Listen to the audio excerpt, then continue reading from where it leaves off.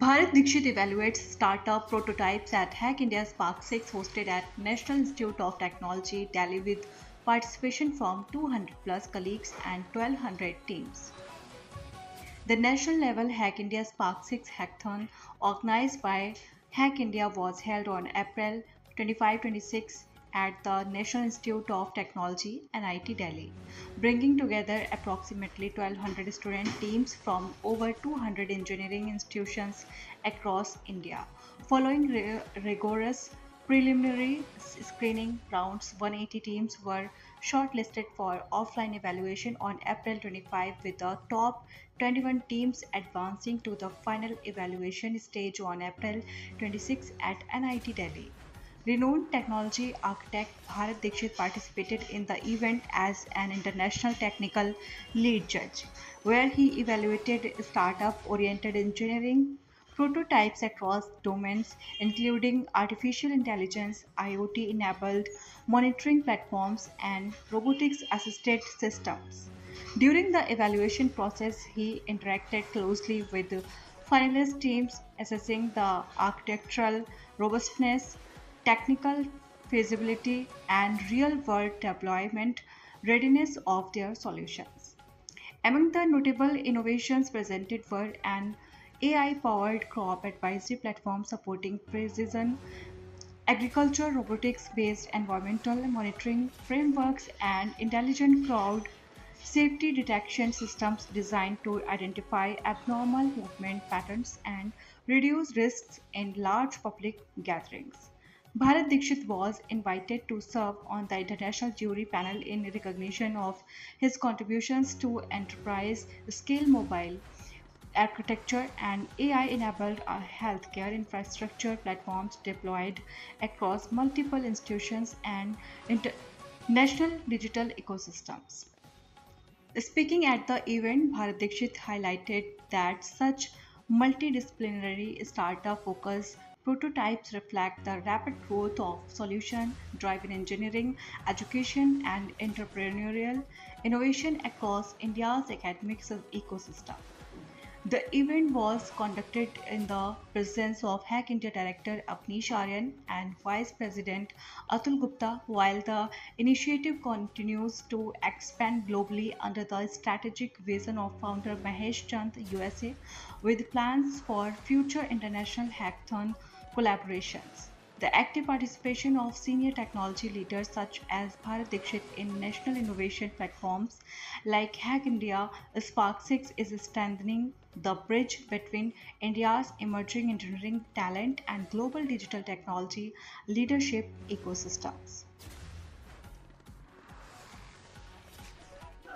Okay पहले मैं अपने बारे में थोड़ा बता दूँ I am Bharat Dikshit I am from Vrindavan Mathura and currently I am working in UK and I have worked with some health tech and fintech sector and here I have invited as a technical international technical lead judge and I have invited by Hack India. So he's a director of Hack India and he is a vice president of Hack India. So Hack India के बारे में थोड़ा सा briefly sir बता पाएंगे? जी my name is Avneesh Aryan, I am the director of hack India. तो आज के प्रेस कॉन्फ्रेंस का ये उद्देश्य है कि हैक इंडिया क्या है और हमारे हैक इंडिया का मोटिव क्या है। तो हैक इंडिया एक नेशनल लेवल हैकेथॉन प्लेटफॉर्म है जो बच्चों को, स्टूडेंट्स और डेवलपर्स को एक स्टेज देती है अपने प्लेटफॉर्म, अपने आइडियाज़ पे बिल्ड करने के लिए, ताकि वो अपने करियर में ग्रो कर पाए। इसका हैक इंडिया का सिर्फ एक ही मोटिव है, यूथ एम्पावरमेंट, यूथ को ग्रो करना, ताकि वो अपने दिमाग से, अपनी सूझबूझ से रियल वर्ल्ड प्रॉब्लम्स को सॉल्व कर पाए कोडिंग के माध्यम से। और इसके बारे में और अतुल जी बताएंगे। राइट। अभी जो हैक इंडिया में यूथ और आई मीन जो पार्टिसिपेंट्स है, वो ये जो हमारी हैक इंडिया है, इसका नाम ही जो है पूरा सीरीज है, इंडिया बिगेस्ट वेब3 एंड एआई सीरीज हैकाथन्स। तो ये सारी जो हैकाथन्स हैं, ये सारी हैकाथन्स हम ऑल ओवर इंडिया में सारे स्टेट्स में कर रहे हैं। अभी ये हमारा this is our like seventh episode this hackathon that is in NIT Delhi. इस हैकाथन में जो पार्टिसिपेंट्स आ रहे हैं, वो लोग एआई को और ब्लॉकचेन में जो टेक्नोलॉजीज हैं उनको यूज करके प्रोजेक्ट्स डेवलप कर रहे हैं। तो majorly you guys are using technologies like AI building their projects.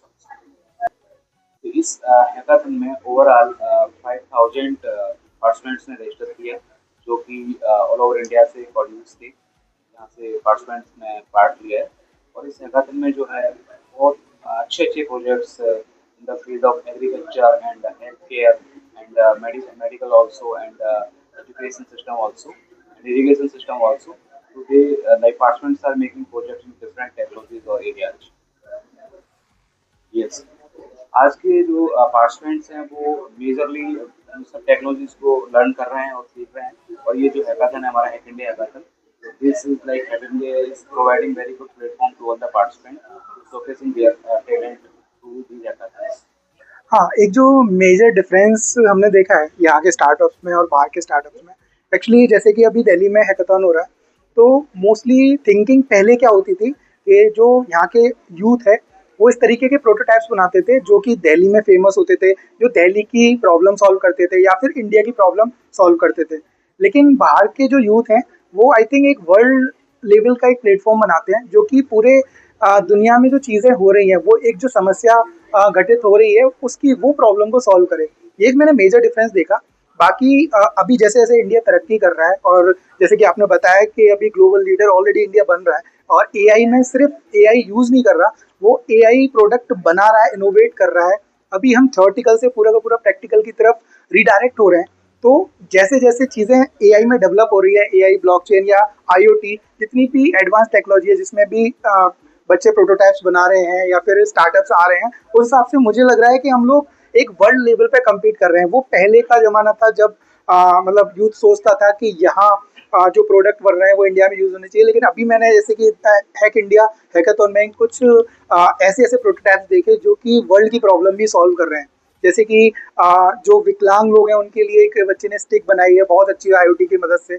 वो एक बहुत अच्छा सॉफ्टवेयर है जो कि पूरे ऑल ओवर जो वर्ल्ड है, जो सारे जितने भी हमारे विकलांग हैं उनको बहुत हेल्प करेगा। ठीक है, ऐसे ही मल्टीपल बहुत सारे डोमेन्स में, मेडिकल के डोमेन्स में कई सारे सॉफ्टवेयर बना रहे हैं जो कि एक वर्ल्ड में हर जगह प्रॉब्लम है, ओबेसिटी की या मेटाबॉलिक रिस्क की। ठीक है, तो वो प्रॉब्लम रिजॉल्व हो रही है। बिल्कुल, ये बहुत ज़्यादा इंपॉर्टेंट है।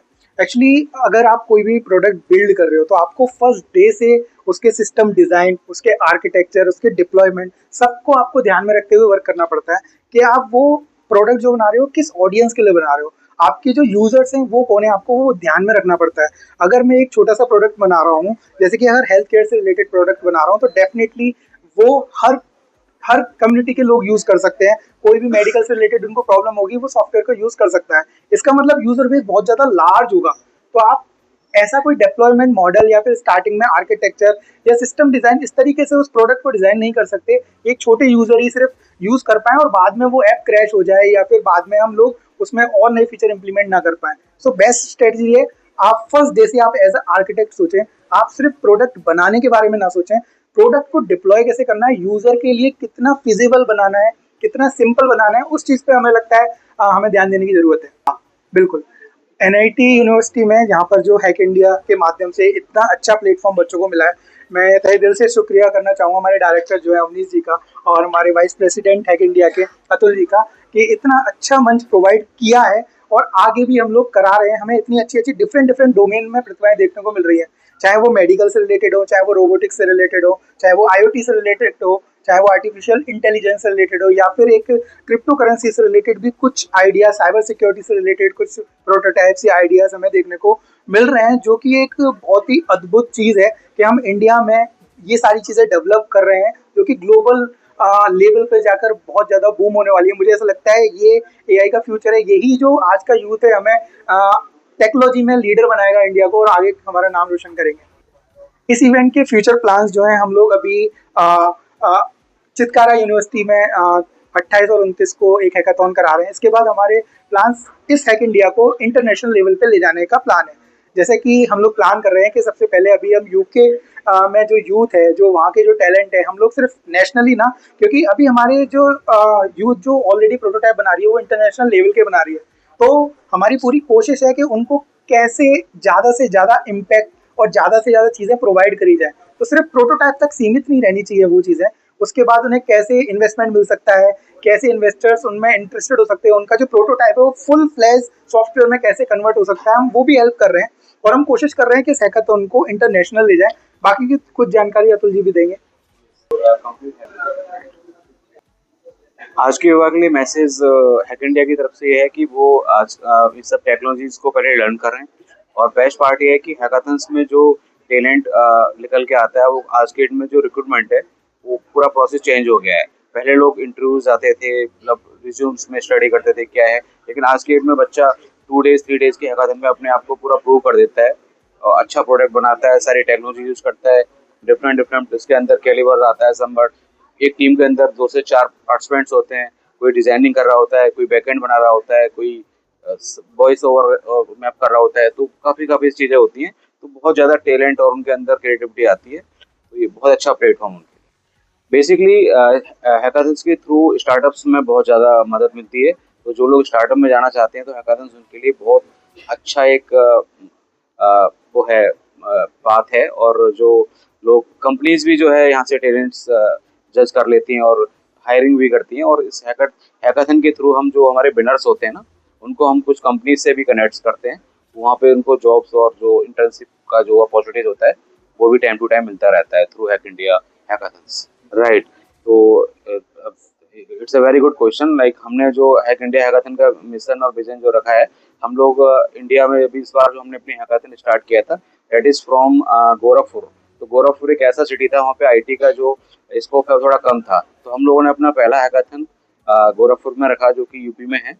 और वहाँ के बाद हमने जो नेक्स्ट हैकाथन रखा हरियाणा में रखा। तो हम ऐसी जगहों पे जाते हैं हैकाथन्स को लेके, यहाँ पे जो टैलेंट है उनको जो है एक कैरियर पाथ मिले और वहाँ पे उनको पहचान मिले। तो हैक इंडिया का जो पूरा प्रयास है वो यही है कि हर स्टेट के लोगों को, जहाँ पे आईटी का थोड़ा अभी इतना ज़्यादा एस्टेब्लिशमेंट नहीं है, वहाँ पे भी उनको कैरियर अपॉर्चुनिटीज मिले।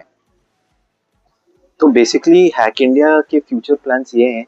बेसिकली हैक इंडिया को कंसिडर करता हूँ something like a bullet shot from a gun, या ट्रेन जो पटरी से छूट चुकी है अब, and it will only stop when it reaches the destination. तो I think of hack India is like this. तो या that's what hack India will do. Hack India वही चीज करेगी कि जब तक हर एक कोना पैन इंडिया, जब तक हर एक डेवलपर जो बिल्ड करना चाहता है, जो इस वर्ल्ड की प्रॉब्लम्स को, रियल वर्ल्ड प्रॉब्लम्स को का सोल्यूशन देना चाहता है, उस तक ये हैकाथॉन्स ना पहुंचे और उसको स्टेज ना मिले, तब तक हम लोग नहीं रुकेंगे। तो हर एक जगह हैक इंडिया हैकाथॉन्स होंगी, हर एक जगह ये टीम जाएगी जहाँ पे एक डेवलपर को इसकी नीड होगी। तो I see hack India in places in the next 10 years where I think जो developers है उनको प्लेटफॉर्म इतना easily accessible होगा ये प्लेटफॉर्म कि it will be like they think of building something, they think of innovation, वो कुछ नया बनाने की सोचे तो उनके दिमाग में सिर्फ हैक इंडिया है। तो ये मेरे को लगता है अगले 10 साल में मैं हैक इंडिया को यहाँ देखता हूँ।